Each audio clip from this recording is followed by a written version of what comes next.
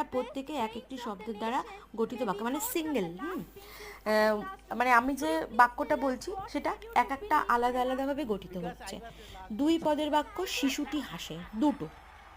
মাটিতে বসো, ভাত খাও, খেলতে যাও, 3 বা আরও যদি বেশি আমরা করতে চাই, বাঘকে সবাই ভয় পায়, দেখো ওখানে 4টে। আচ্ছা, দেশে একটি পাহাড় পর্যন্ত নেই, দেশে একটি পাহাড় পর্যন্ত নেই, 5টা। এরকম করে অনেকগুলো। তো আজকে পদ কাকে বলে পড়লাম, পদ কেন ব্যবহার করা হয়, অত্যন্ত গুরুত্বপূর্ণ একটা বিষয়। আর বাক্য এবং শব্দ কাকে বলে। তো আজকে এইটুকুনি রাখছি। তোমরা সবাই ভালো থেকো।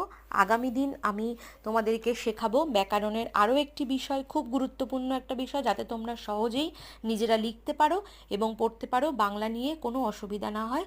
সেটা হচ্ছে বাক্য ও বিভক্তি, এটা নিয়ে আলোচনা করব। তো আজকে এখানেই রাখ।